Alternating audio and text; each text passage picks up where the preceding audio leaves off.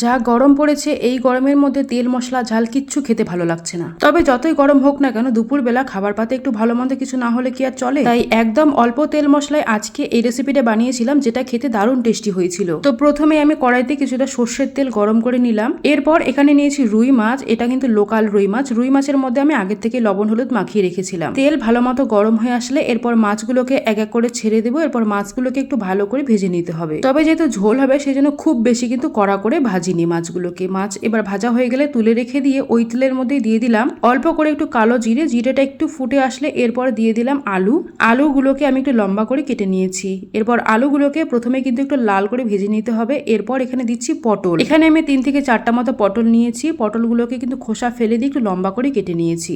একটা পটলকে আমি 4 টুকরো করে নিয়েছিলাম।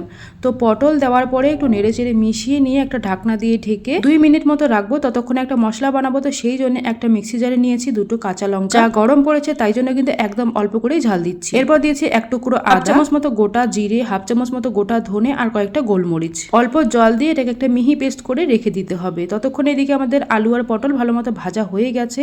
তো ঢাকনাটা খুলে একটুখানি নেড়ে চেড়ে মিশিয়ে দিয়ে যে মশলাটা তৈরি করে রাখলাম সেটা এখানে দিয়ে দিতে হবে। তো এই বাটা মশলা দেওয়ার পর এখানে দেবো স্বাদ মতো লবণ, হলুদ আর একটুখানি লঙ্কার গুঁড়ো, একদম অল্প করে। এটা কিন্তু কাশ্মীরি লঙ্কার গুঁড়ো, একদম অল্প করে দিয়েছি যাতে করে একটুখানি কালারটা ভালো আসে। এরপরে দিয়েছি অল্প করে চিনি।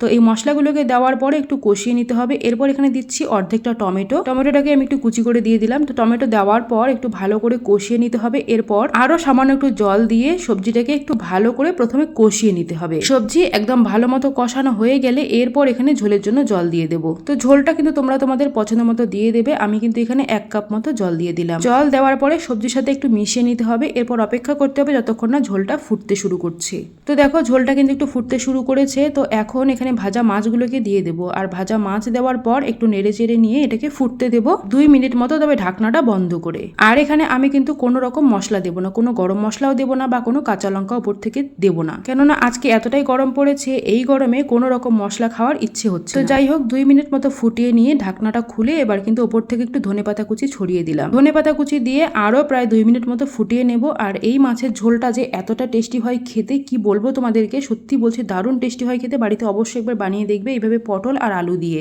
একদম অল্প তেল মশলায় দুর্দান্ত স্বাদের হয়েছিল এই মাছের রেসিপিটা। সবসময় কিন্তু এত রিচ রান্না না করে মাঝে মধ্যে একটু এরকম হালকা পাতলা রান্না করলে খেতে দারুণ লাগে। বেগুন দিয়ে তো অনেকবার মাছ রান্না করে খাওয়া হয়েছে, তবে একবার এইভাবে পটল দিয়ে রান্না করে দেখবে, দারুণ হয় খেতে। তো যাই হোক, কেমন লাগলো তোমাদেরকে আজকের আমার রেসিপি অবশ্যই কিন্তু কমেন্টে জানিয়ে দিও। আর ভালো লাগলে লাইক কমেন্ট শেয়ার করে দিয়ে আমার ফেসবুক পেজটিকে ফলো করে দিও। আর যারা যারা ইউটিউব থেকে দেখছো চ্যানেলটিকে সাবস্ক্রাইব করে দিও। সবাই খুব ভালো থেকো। দেখা হচ্ছে তোমাদের সঙ্গে নেক্সট ভিডিওতে। ততক্ষণ অবধি টাটা।